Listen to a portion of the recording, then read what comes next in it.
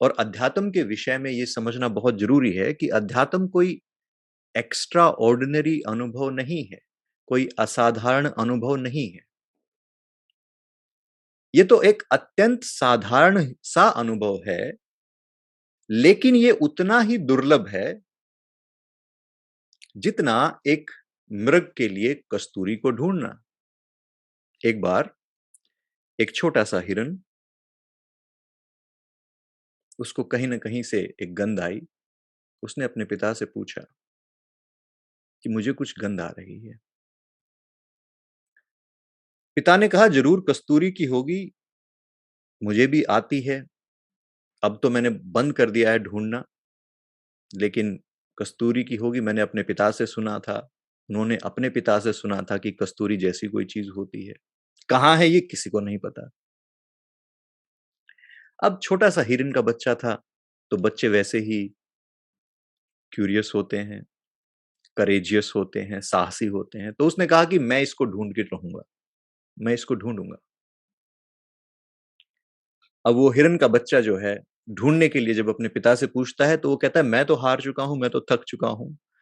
लेकिन ज़रा देखो बाकी लोग, इतने सारे लोग हैं जो ढूँढ रहे हैं और लोग कहते हैं कि शहर में मिलती है। ये जो खुशबू आ रही है, ये कहीं कोई आस-पास कोई शहर है वहाँ से आ रही है। तो हिरन का बच्चा अपनी गुफ़ा को, घर को छोड़कर शहर की तरफ निकल पड़ता है। रास्ते में बहुत सारे लोग मिलते हैं, सब लोग बात कर रहे हैं।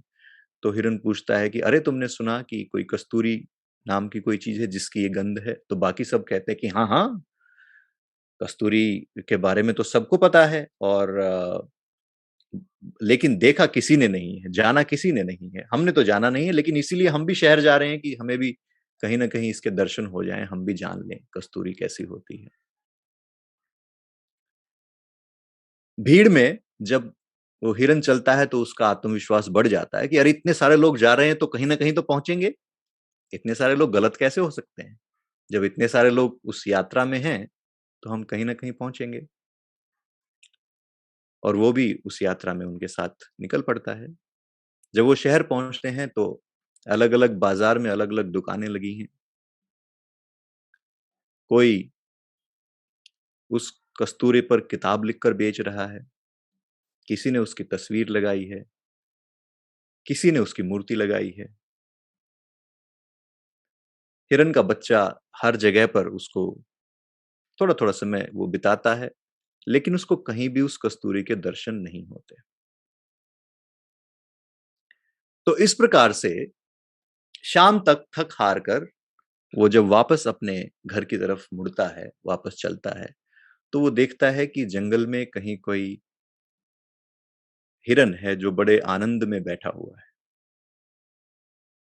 वो उसके पास जाता है और पूछता है कि अरे! महाराज जी इतना आनंद, ऐसा क्या मिल गया आपको?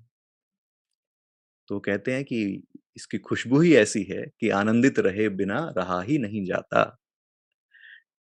तो किसकी खुशबू की आप बात कर रहे हैं? तो वो कहते हैं कि कस्तूरी की।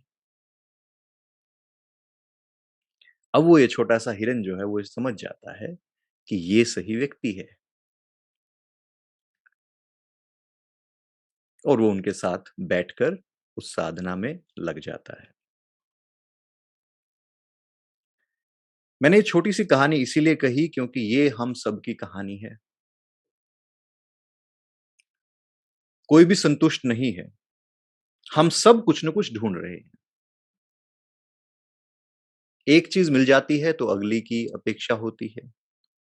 लगता है कि कुछ ऐसा है जो हमें पाना शेष है।